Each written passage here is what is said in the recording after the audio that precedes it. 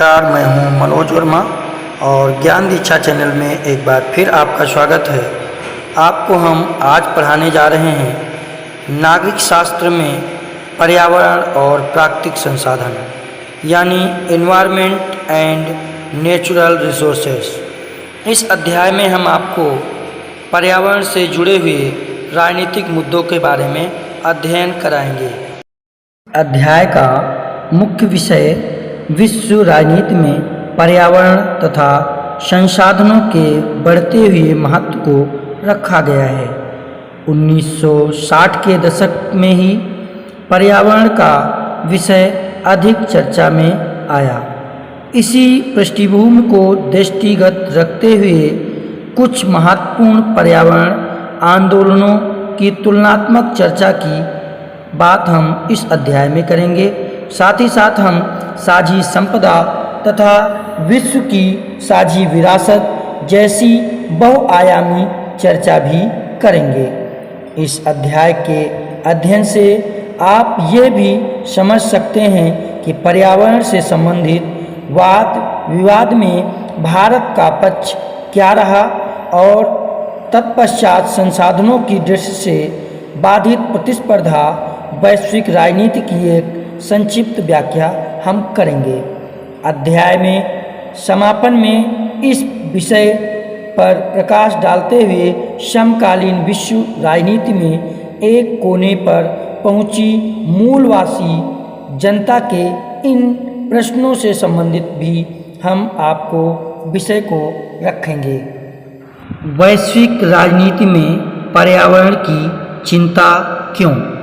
अगर इस विषय पे हम चर्चा करते हैं तो अंतर्राष्ट्रीय पटल पर अपने देश का प्रतिनिधित्व करने वाली सरकारों तथा अंतर्राष्ट्रीय संगठनों के विषय में जानकारी प्रदान करते हुए गत अध्याय यानी पिछले अध्यायों में हमने विश्व राजनीति के क्षेत्र में थोड़ा और बढ़कर इसमें निर्धनता तथा महाव्याधियाँ, महामारी और प्राकृतिक आपदाओं जैसे विषयों को भी सम्मिलित किया गया है। प्रस्तुत कार्य में कोई कठिनाई भी नहीं थी क्योंकि यह तो सार्वभौम सत्य है कि देश की परिस्थितियों का उत्तरदायित्व प्रशासन का ही होता है। निर्धनता तथा महामारी जैसे जटिल विषयों को नियंत्रित करने का उत्तरदायित्व प्रशासन पर ही है। अतः इन्हीं संदर्भों में ये सभी मुद्दे विश्व राजनीति के अंतर्गत आते हैं। बात करते हैं कि विश्व भर में कृषि योग्य भूमि में अब कोई बढ़ोतरी नहीं हो रही है, जबकि उपलब्ध उपजाऊ जमीन को एक बड़े हिस्से की उर्वरकता कम हो रही है। इसके अलावा चारागाहों के चारे खत्म होने को हैं और मत्स्य भंडार भी घट रहा है।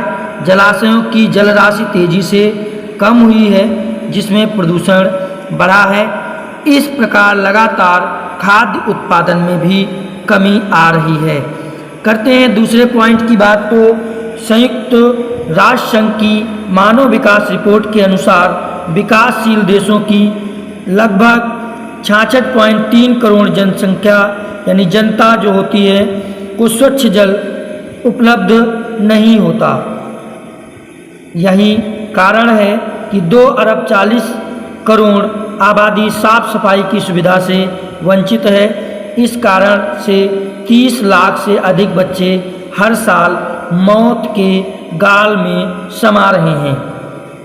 अगले पॉइंट्स की बात करते हैं तो जलवायु पर्यावरण को संतुलित रखने में प्राकृतिक वन मदद करते हैं। इनसे जल चक्र का संतुलन बना रहता है और इन्हीं वनों में भूमि की जैविक विविधता का भंडार पर्याप्त मात्रा में रहता है। लेकिन वर्तमान समय में वनों की कटाई इस प्रकार हो रही है कि लोग विस्थापित हो रहे हैं, जैव विविधता की तीव्रता से हानि भी हो रही है और इसके कारण उन पर्यावासों का विध्वंस जो जैव प्रजातियों के मामले में समृद्ध है। इसके साथ साथ हम कह सकते हैं कि हमारी पृथ्वी के ऊपर वायुमंडल में ओजोन गैस की मात्रा में निरंतर कमी हो रही है। इस ओजोन परत में छिद्र होना भी इसको कहते हैं। इससे पारिस्थितिकी तंत्र और मनुष्य के स्वास्थ्य पर एक बड़ा खतरा मंडरा रहा है। वैश्विक विषयों तथा पर्यावरण से संबंधित विषयों का भी एक बहुत लंबा इतिहास है।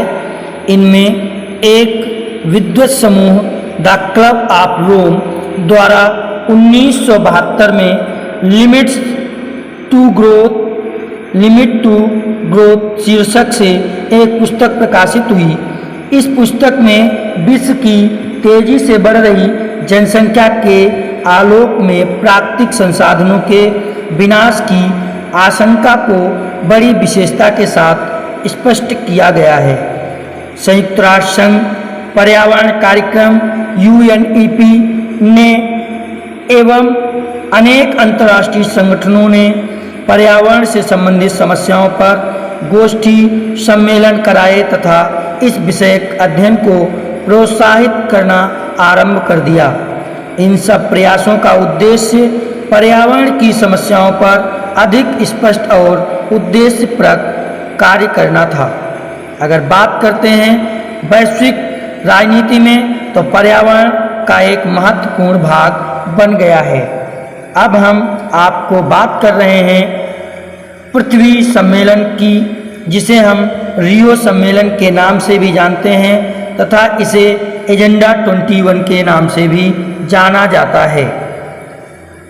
पृथ्वी सम्मेलन ब्राजील के रियो डी जेनेरियो में 1992 में एक संयुक्त राष्ट्र संघ का पर्यावरण तथा विकास के विषय पर केंद्रित एक विशाल सम्मेलन हुआ था।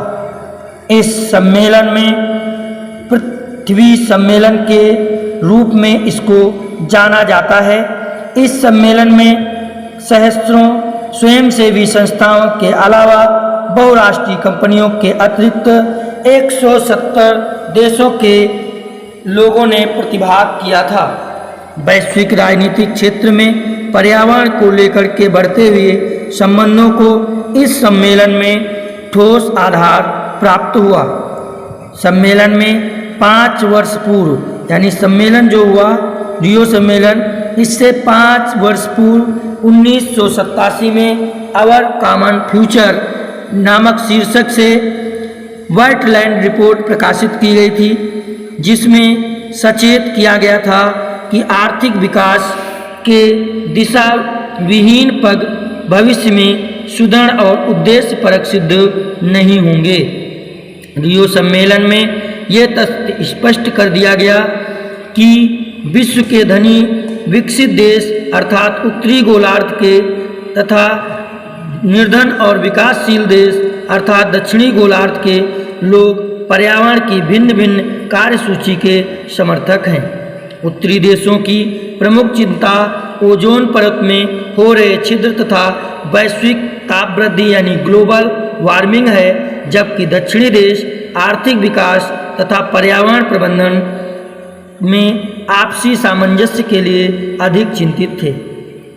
रियो सम्मेलन के अंतर्गत जलवायु परिवर्तन, जैव विविधता तथा वानिकी के संबंध में कुछ नियम निर्देश निर्धारित किए गए, जिसमें एजेंडा 21 के रूप में विकास के कुछ अन्य स्वरूपों को प्रस्तावित किया गया। किंतु इन सब के बाद भी आपसी अंतर और कठिनाइयाँ उसी प्रकार बनी रहीं। सम्मेलन में एक सर्वसम्मति द्वारा पर्यावरण का हनन किए बिना आर्थिक विकास की समृद्धि पर आम सहमति स्थापित हुई। इस प्रकार से किया गया विकास स्थिर विकास कहलाएगा, किंतु समस्या इस विषय को लेकर थी कि स्थिर विकास की प्रक्रिया का क्रियान्वयन किस प्रकार किया जाए। कुछ आलोचकों का कथन है कि एजेंडा 21 का आकर्षण पर्यावरण संरक्षण को सुनिश्चित करने के स्थान पर आर्थिक समृद्धि की तरफ अधिक है। ज्ञान दीक्षा चैनल को लाइक करें, सब्सक्राइब करें, शेयर करें और कमेंट करना ना भूलें, जिससे और वीडियो बन सके। ये अब कुछ अन्य विवादित मुद्दों को जो वैश्विक राजनीति पर दृष्टिपात करते हैं उनके बारे में हम जानते हैं। इनमें पहला मुद्दा आता है साझी संपदा का। साझी संपदा यानी साझी संसाधन से तात्पर्य ऐसे संसाधन से है जिस पर किसी एक व्यक्ति का नहीं बल्कि पूरे समुदाय का अधिकार होता है, जैसे मैदान, कुआं तथा नदी। इसके संबंध में तर्क यह है कि ऐसे संसाधन की प्रकृति, उपयोग के स्तर और संरक्षण के संदर्भ में समुदाय के प्रत्येक सदस्य को समान अधिकार, उत्तरदायित्व प्राप्त होंगे। निजीकरण, उदारीकरण, गहन कृषि, जनसंख्या में वृद्धि और पारिस्थितिकी तंत्र के क्षरण के कारण वैश्विक स्तर पर साझी संपदा के आकार तथा गुणवत्ता में कमी के साथ गरीबों के लिए इसकी उपलब्धता भी कम हो रही है। भारत में सरकारी स्वामित्व वाली वन भूमि में पाए जाने वाले पावन वन प्रांतर साझी संपदा के प्रबंध का सर्वोत्तम उदाहरण है। साझी संपदा का दोहन और प्रदूषण की बात अगर करते हैं तो अंटार्कटिका क्षेत्र में सन 1959 के बाद प्रमुख गतिविधियां वैज्ञानिक अनुसंधान, मत्स्य आखेट और पर्यटन तक सीमित रही है, लेकिन इतनी कम गतिविधियों के बावजूद इस क्षेत्र के कुछ हिस्सों जो हैं अवशिष्ट पदार्थ जैसे तेल के रिसाव के बाद अपनी गुणवत्ता खो रहे हैं। इसके साथ साथ हम कह सकते हैं समुद्री सतह में समुद्र तटीय क्षेत्रों का दोहन और प्रदूषण के प्रमुख प्रकार इस प्रकार हैं, जैसे मछली और समुद्री जीवों का अत्यधिक दोहन, मछली और प्राण की बढ़ती मांग के कारण मैंग्रोव को नुकसान, समुद्र तट पर औद्योगिक प्रदूषण, भारी मात्रा में प्रदूषण, जल को बिना शोधन के समुद्र में डालना तथा अत्यधिक मशीनीकरण इसके मुख्य देखा जाए कारण हैं। वायुमंडल में प्रदूषण के प्रमुख कारण अगर देखा जाए तो औद्योगिकरण, ग्रीन हाउस गैसों का उत्सर्जन, यातायात के साधनों से बढ़ता प्रदूषण आदि हैं। पर्यावरण में मीथेन, कार्बन डाइऑक्साइड, हाइड्रोक्लोरोकार्बन जैसी गैसों की वृद्धि से वायुमंडल प्रदूषित हो रहा है। बाहरी अंतरिक्ष के दोहन की अगर बात करते हैं तो बाहरी अंतरिक्ष के दोहन और प्रदूषण का मुद्दा भी आर्थिक विकास और औद्योगिकरण की दृष्टि यानी वृद्धि के साथ जुड़ा हुआ है। बात करते हैं अंटार्कटिका महाद्वीप पर किसका स्वामित्व। अंटार्कटिका महादेश की बारे में अगर चर्चा करते हैं तो अंटार्कटिका महादेशीय क्षेत्र 1,40,00,000 वर्ग किलोमीटर में फैला हुआ है। विश्व के निर्जन क्षेत्र का 26% हिस्सा इसी महादेश के अंतर्गत आता है। इसकी कुछ विशेषताओं की अगर बात करते हैं, पहली विशेषता है स्थानीय हिम का 90% हिस्सा और धरती के स्वच्छ जल का 70% हिस्सा इस महाद्वीप में विद्यमान है, अर्थात यह महादेश हिम और स्वच्छ जल का विशेष भंडार है। दूसरी विशेषता की अगर बात करते हैं तो इसका 3,60,00,000 वर्ग किलोमीटर तक अतिरिक्त विस्तार समुद्र में भी है। इसके साथ साथ और हम अगर इसकी विशेषताओं के बारे में ध्यान रखते हैं तो सीमित स्थलीय जीवन वाले इस महादेश का समुद्री पारिस्थितिकी तंत्र अत्यंत उर्वर है और इसमें कुछ पादप जिसमें सूक्ष्म शैवाल, कवक, लाइकेन, साथ ही साथ समुद्री स्तनधारी जीव, मत्स्य, कठिन वातावरण में जीवन यापन के लिए अनुकूलित विभिन्न पक्षी शामिल हैं। इसमें क्रिल मछली भी शामिल है जो समुद्री आहार श्रृंखला की धुरी है और जिस पर दूसरे जानवरों का आहार निर्भर करता है।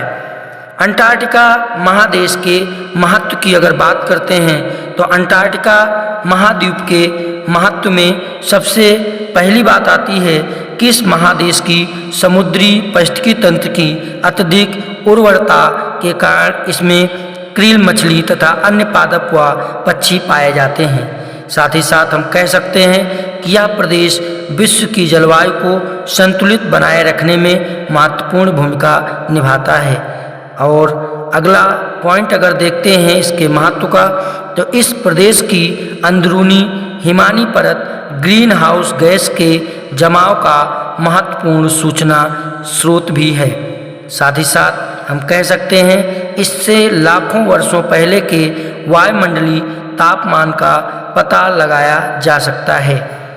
बात आती है अंटार्कटिका महाद्वीप के स्वामित्व के प्रश्न की, तो इसमें दो दावे किए जाते हैं। पहला दावा है कि कुछ देश जैसे Britain, Argentina, Chile, Norway, France, Australia और न्यूजीलैंड ने अंटार्कटिका क्षेत्र पर अपने संप्रभु अधिकार का वैधानिक दावा किया है। अगर दूसरे दावे की बात करते हैं तो अधिकांश देशों का मत है कि अंटार्कटिका क्षेत्र विश्व की साझी संपदा है और इस पर किसी भी देश का क्षेत्राधिकार नहीं हो सकता, यानी किसी भी देश के क्षेत्राधिकार में इसे शामिल नहीं किया जा सकता। आती है बात अंटार्कटिका क्षेत्र में पर्यावरण सुरक्षा के पहल की, तो अंटार्कटिका के स्वामित्व के मतभेद में रहते हुए अंटार्कटिका के पर्यावरण और पारिस्थितिकी तंत्र की सुरक्षा के नियम बने और अपनाए जाएं। ये नियम कल्पनाशील और दूरगामी प्रभाव वाले हैं। अंटार्कटिका और पृथ्वी के ध्रुवीय क्षेत्र पर्यावरण सुरक्षा के विशेष क्षेत्रीय नियमों के अंतर्गत आते हैं। सन 1959 के बाद इस क्षेत्र में गतिविधियां वैज्ञानिक अनुसंधान, मत्स्य आखेट और पर्यावरण तक ही सीमित नहीं हैं, लेकिन इतनी कम गतिविधियों के बावजूद इस क्षेत्र में कुछ हिस्से अवशिष्ट पदार्थ जैसे तेल के रिसाव के दबाव में अपनी गुणवत्ता खो रहे हैं। पर्यावरण सुरक्षा से जुड़ी बैठक में विकसित और विकासशील देशों के बीच मतभेद और भी बढ़ गए। तथापि 11 दिसंबर 1997 को क्योटो प्रोटोकॉल यानी न्यायाचार को दोनों श्रेणियों के देशों द्वारा स्वीकार कर लिया गया। क्योटो प्रोटोकॉल के प्रमुख मुद्दे इस प्रकार हैं। इसमें विकसित देशों को अपने सभी 6 ग्रीन हाउस गैसों के उत्सर्जन स्तर को 2008 से 12 तक 1990 के स्तर से औसतन 5 से 2% कम करने को कहा गया। इसके साथ साथ यूरोपीय संघ को सन 2012 तक ग्रीन हाउस गैसों के उत्सर्जन स्तर को 8%, अमेरिका को 7%, जापान और कनाडा को 6% की कमी करनी होगी, जबकि रूस को अपना वर्तमान उत्सर्जन स्तर 1990 के स्तर पर बनाए रखना होगा। इसी दौरान ऑस्ट्रेलिया को अपने उत्सर्जन स्तर को 8% तक बढ़ाने की छूट दी गई। विकासशील देशों को निर्धारित लक्ष्य के उत्सर्जन स्तर में कमी करने की अनुमति दी गई। इस प्रोटोकॉल में उत्सर्जन के दायित्वों की पूर्ति के लिए विकासशील देश विकास के स्वैच्छिक भागीदारी में शामिल होंगे। इसके लिए विकासशील देशों में पूंजी निवेश करने के लिए विकसित देशों को ऋण की सुविधा उपलब्ध होगी। पर्यावरण संरक्षण से संबंधित साझी परंतु अलग अलग जिम्मेदारियां। संसार का पर्यावरण तेजी से बिगड़ रहा है। अधिकतर देश प्राकृतिक संसाधनों का अंधाधुंध दोहन कर रहे हैं, जिससे विश्व के कुछ हिस्से और क्षेत्र किसी एक देश के संप्रभु क्षेत्राधिकार से बाहर होते हैं। इसलिए उनका प्रबंधन साझे तौर पर अंतर्राष्ट्रीय समुदाय द्वारा किया गया है। उन्हें संसार की साझी संपदा कहा जाता है। साझी संपदा में पृथ्वी का वायुमंडल, अंटार्कटिका, समुद्री सतह और बाहरी अंतरिक्ष को शामिल किया गया है। पर्यावरण को लेकर के उत्तरी और दक्षिणी गोलार्ध के देशों के दृष्टिकोण में काफ़ी अंतर है। एक तरफ उत्तर के विकसित देश पर्यावरण के मामले में उसी रूप में चर्चा करना चाहते हैं जिस रूप में पर्यावरण आज मौजूद है। ये देश चाहते हैं कि पर्यावरण के संरक्षण में हर देश की जिम्मेदारी बराबर हो। दूसरी तरफ दक्षिण इस गोलार्ध के विकासशील देशों का तर्क है कि विश्व में पारिस्थितिकी को नुकसान अधिकांशतया विकासशील यानी विकसित देशों के औद्योगिक विकास के द्वारा पहुंचा है। इसलिए विकसित देशों ने पर्याप्त मात्रा में पर्यावरण को नुकसान पहुंचाया है, तो उन्हें इस नुकसान की भरपाई की जिम्मेदारी ज़्यादा उठानी चाहिए। साझी समझ परंतु अलग अलग जिम्मेदारियों के सिद्धांत को अगर लागू किया जाए तो इसमें हम कह सकते हैं कि विकसित देश अपनी विशिष्ट जिम्मेदारी को उठाने को तैयार हों। सन 1992 में हुए पृथ्वी सम्मेलन में विकासशील देशों के लिए तर्क को मान लिया गया और इसे साझी समझ हेतु अलग अलग जिम्मेदारियां का सिद्धांत कहा गया। इस संदर्भ में रियो घोषणा पत्र में कहा गया है कि धरती के पारिस्थितिकी तंत्र की अखंडता और गुणवत्ता की बहाली, सुरक्षा तथा संरक्षण के लिए सभी देश विश्व बंधुत्व की भावना में आपस में सहयोग करेंगे। पर्यावरण के विश्वव्यापी अपक्षय में विभिन्न राज्यों का योगदान भिन्न भिन्न है। इसे देखते हुए विभिन्न राज्यों की साझी किंतु अलग अलग जिम्मेदारियां होंगी। विकसित देशों के समाज का वैश्विक पर्यावरण पर दबाव ज़्यादा है और इन देशों के पास अत्यधिक प्रौद्योगिकी एवं वित्तीय संसाधन हैं। इसे देखते हुए टिकाऊ विकास के अंतर्राष्ट्रीय प्रयास में विकसित देश अपनी खास जिम्मेदारी स्वीकार करते हैं। अपनी क्षमता और हिस्सेदारी के अनुसार पर्यावरण की सुरक्षा में जिम्मेदारी निभाना। इस पॉइंट की अगर बात करते हैं तो इसके अंतर्गत हम कह सकते हैं कि 1992 के ही जलवायु परिवर्तन से संबंधित संयुक्त राष्ट्र संघ के नियमाचार में भी इस सिद्धांत को स्वीकृति प्रदान करते हुए कहा गया है कि इस संधि को स्वीकार करने वाले देश अपनी क्षमता के अनुरूप पर्यावरण के क्षरण में अपनी हिस्सेदारी के आधार पर साझी परंतु अलग अलग जिम्मेदारियां निभाते हुए पर्यावरण की सुरक्षा में प्रयास करेंगे। अगला पॉइंट है विकासशील देशों को क्योटो प्रोटोकॉल की बाध्यताओं से अलग रखना। जून 2005 में विकसित देशों के ग्रुप जी यानी 8 जिसको कहते हैं G8 समिट की बैठक में भारत ने ध्यान दिलाया कि विकासशील देशों की प्रति व्यक्ति ग्रीन हाउस गैस की उत्सर्जन दर विकसित देशों की तुलना में नाम मात्र है। समान परंतु भिन्न जिम्मेदारियों के सिद्धांत के आधार पर भारत ने इस विचार को महत्व दिया कि ग्रीन हाउस प्रभावों को सीमित करने की प्रमुख जिम्मेदारी विकसित देशों की है, क्योंकि वह एक बहुत लंबे समय से ऐसा कर रहे हैं।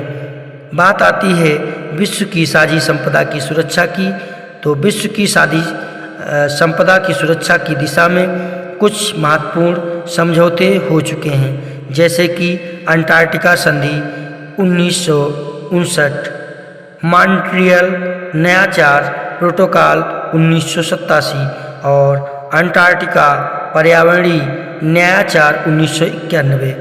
पारिस्थितिकी से जुड़े प्रत्येक मामले के साथ एक समस्या होती है, किंतु अपुष्ट वैज्ञानिक साक्ष्यों और समय सीमा को लेकर मतभेद होते हैं। ऐसे में एक सर्व सामान्य पर्यावरणीय एजेंडा पर सहमति बनाना मुश्किल होता है। इस अर्थ में 1980 के दशक में मध्य अंटार्कटिका के ऊपर ओजोन परत में छिद्र की खोज ने संपूर्ण विश्व जगत को सकते में डाल दिया।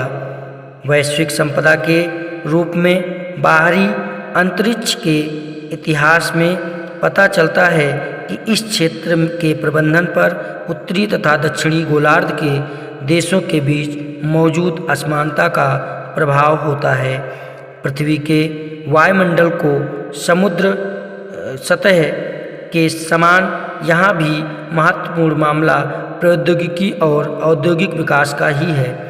जरूरी बात यह है कि बाहरी अंतरिक्ष में जो दोहन कार्य हो रहा है उसका लाभ न तो वर्तमान पीढ़ी में सबके लिए समान है और न ही आगे आने वाली पीढ़ी के लिए ही होगा। पर्यावरण के मामले में भारत के पक्ष की अगर बात करते हैं तो भारत ने सन 2002 में क्योटो प्रोटोकॉल 1997 पर हस्ताक्षर कर इसका अनुमोदन किया।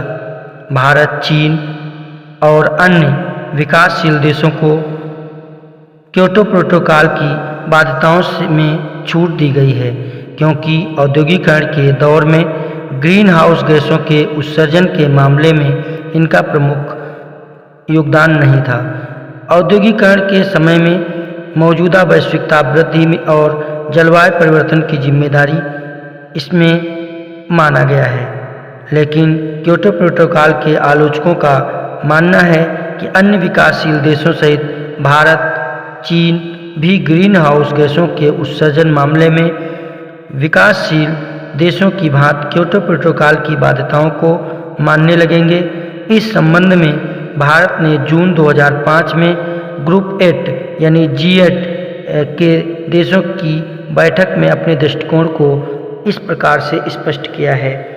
प्रति व्यक्ति उत्सर्जन दर का तर्क।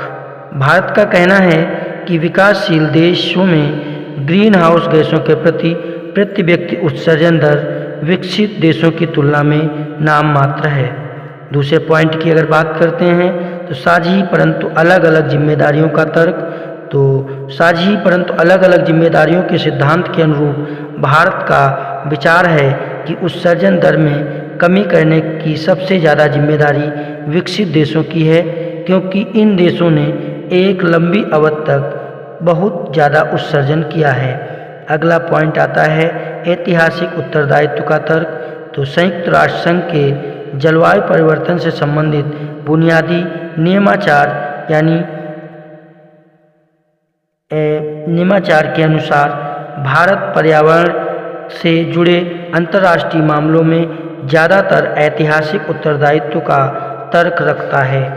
इस तर्क के अनुसार ग्रीन हाउस गैसों के रिसाव की ऐतिहासिक और मौजूदा जवाबदेही ज़्यादातर विकसित देशों की ही है। इसमें जोर देकर कहा कि विकासशील देशों की पहली और अपरिहार्य प्राथमिकता आर्थिक और सामाजिक विकास की है। हाल ही में संयुक्त राष्ट्र संघ के इस नियमाचार के अंतर्गत चर्चा चली कि तेजी से औद्योगिक होते जैसे देश ब्राज़ील, चीन और भारत नियमाचार की बाध्यताओं का पालन करते हुए ग्रीन हाउस गैसों के उत्सर्जन को कम करें। भारत इस बात के खिलाफ है। उसका मानना है कि यह बात इस नियमाचार की मूल भावना के विरुद्ध है। भारत इस तरह की बाध्यता शायद करना और लागू करना अनुचित मानता है। उल्लेखनीय है कि भारत ने 2030 तक कार्बन का प्रति व्यक्ति उत्सर्जन बढ़ने के बावजूद विश्व में 2000 के औसत 3.8 टन प्रति व्यक्ति के आधे से भी कम होगा। सन 2000 तक भारत का प्रति व्यक्ति उत्सर्जन 0.9 टन था, जो कि एक अनुमान है कि 2030 तक बढ़कर के 1.6 टन प्रति व्यक्ति हो जाएगी। भारत के पर्यावरण से संबंधित प्रयास। अगर बात करते हैं भारत के द्वारा पर्यावरण से संबंधित प्रयासों की, तो पहला प्रयास अगर देखते हैं तो भारत ने नेशनल ऑटो फ्यूल पॉलिसी के अंतर्गत वाहनों के लिए स्वच्छतर ईंधन अनिवार्य कर दिया है। हाल ही में सुप्रीम कोर्ट द्वारा अप्रैल 2017 से सभी वाहनों के लिए BS4 नामक ईंधन अनिवार्य कर दिया गया है। वर्ष 2001 के ऊर्जा संरक्षण अधिनियम के द्वारा ऊर्जा के तरीकों को अपनाने पर बल दिया गया है। इसी तरीके से वर्ष 2003 में देखा जाए बिजली अधिनियम के नवीकरण नई ऊर्जा के उपयोग को बढ़ावा दिया गया है। हाल ही में भारत प्राकृतिक गैस के आयात और स्वच्छ कोयले के उपयोग पर आधारित प्रौद्योगिकी को बढ़ावा दे रहा है। दूसरी बार बायोडीजल देखा जाए, बायोडीजल से संबंधित राष्ट्रीय मिशन को चलाया जा रहा है, जिससे पर्यावरण के संरक्षण के साथ साथ स्वच्छ ऊर्जा भी प्राप्त होती रहे। अब बात आती है रियो समझौते के क्रियान्वयन के संबंध में भारत में निष्कर्ष की। तो रियो समझौते के क्रियान्वयन में देखा जाए तो एक पुनरावलोकन में भारत का मुख्य निष्कर्ष ये था कि विकासशील देशों की रियायती शर्तों पर नए और अतिरिक्त वित्तीय संसाधन तथा पर्यावरण के संदर्भ में श्रेष्ठ सिद्ध होने वाली प्रौद्योगिकी उपलब्ध कराने की दिशा में कोई प्रगति नहीं हुई तथा न ही इसके लिए प्रयास किए गए हैं। भारत को मान्यता है कि विकसित देशों के द्वारा विकासशील देशों को वित्तीय संसाधन एवं स्वच्छ प्रौद्योगिकी उपलब्ध कराने की दिशा में तुरंत सार्थक प्रयास करें, इससे कि विकासशील देश framework convention on climate change की वर्तमान प्रतिस्पर्धाओं को पूरा कर सके। भारत की यह मान्यता है कि दक्षेश यानी सार्क में सम्मिलित देश पर्यावरण के प्रमुख वैश्विक विषयों पर एक समान विचारधारा बनाएं, जिससे कि उनके स्वर बुलंद हो सके।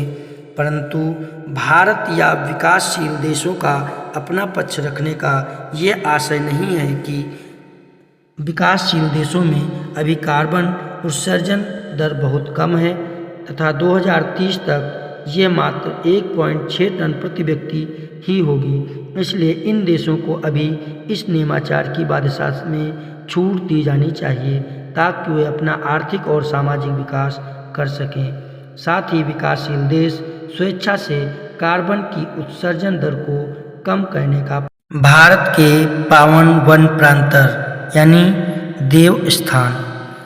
बहुत से पुराने समाजों में धार्मिक कारणों से प्रकृति की रक्षा करने का चलन है। भारत में विद्यमान पावन वन प्रांतर इस चलन के सुंदर उदाहरण है।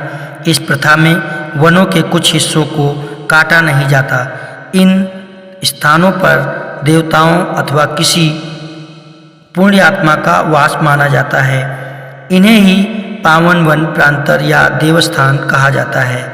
इन पावन वन प्रांतरों के देशव्यापी फैलाव का अंदाज़ा इस बात से लगाया जा सकता है कि देश भर की भाषाओं में इसके लिए अलग अलग शब्द हैं। इन देवस्थानों को राजस्थान में वानी, केंकड़ी और ओरान, झारखंड में जेहरा, थान और सरना, मेघालय में लिंगदोह, केरल में कांव और उत्तराखंड में थान व देवभूमि और महाराष्ट्र में देव रहतीश आदि सैकड़ों नामों से जाना जाता है। पर्यावरण संरक्षण से जुड़ साहित्य में देवस्थान के महत्व को अब स्वीकार किया जा रहा है और इसे समुदाय आधारित संसाधन प्रबंधन के रूप में देखा जा रहा है।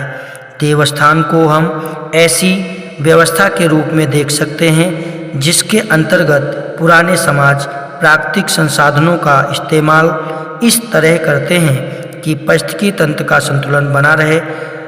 कुछ अनुसंधानकर्ताओं का विश्वास है कि देवस्थान की मान्यता से जैव विविधता और पारिस्थितिकी संरक्षण में ही नहीं बल्कि प्राकृतिक वैविध्य को भी कायम रखने में मदद मिल सकती है। देवस्थान की व्यवस्था वन संरक्षण के विभिन्न तौर तरीके से संपन्न है और इस व्यवस्था की विशेषताएं साझी संपदा के संरक्षण की व्यवस्था से मिलती जुलती हैं। देवस्थान के महत्व का परंपरागत आधार देखा जाए ऐसे क्षेत्र की आध्यात्मिकता अथवा सांस्कृतिक विशेषताएं हैं जो हिंदू समवेत रूप में से प्राकृतिक वस्तुओं की पूजा करते हैं, जिसमें पेड़ और वन प्रांतर भी शामिल हैं। बहुत से मंदिरों का निर्माण देवस्थान में ही हुआ है। संसाधनों की विरलता नहीं, प्रकृति के प्रति गहरी श्रद्धा ही इसका आधार थी। जिनसे इतने युगों से वनों को बचाए रखने की प्रतिबद्धता कायम रही। बहरहाल हाल के सालों में मनुष्य की बसाहट के विस्तार ने धीरे धीरे ऐसे देवस्थानों पर अपना कब्जा कर लिया है। नई वन नीति के आ जाने के साथ कई जगहों पर परंपरागत वनों की पहचान मंद पड़ने लगी है। देवस्थान के प्रबंधन में एक नई कठिनाई समस्या आ जाती है। तब ऐसे स्थान का कानूनी स्वामित्व एक के पास हो और व्यवहारिक नियंत्रण किसी दूसरे के हाथ में हो, यानी कानूनी स्वामित्व राज्य का हो और व्यवहारिक नियंत्रण समुदाय के हाथ में। इन दोनों के नीतिगत मानक अलग अलग हैं और देवस्थान उपयोग के उद्देश्य से भी बीच में कोई मेल नहीं आ रहा है। तो इस अध्याय में हमने पर्यावरण से जुड़े हुए बहुत सारे मुद्दों के बारे में हमने जाना, जिसमें वैश्विक राजनीति में पर्यावरण की चिंता क्यों, साथ ही साझी संपदा परंतु अलग अलग जिम्मेदारियों के साथ साथ विश्व की साझी संपदा की सुरक्षा कैसे हो, पर्यावरण के मामले पर भारत का पक्ष कैसा होना चाहिए, क्या होना चाहिए, पर्यावरण आंदोलन एक या अनेक के बारे में हमने देखा।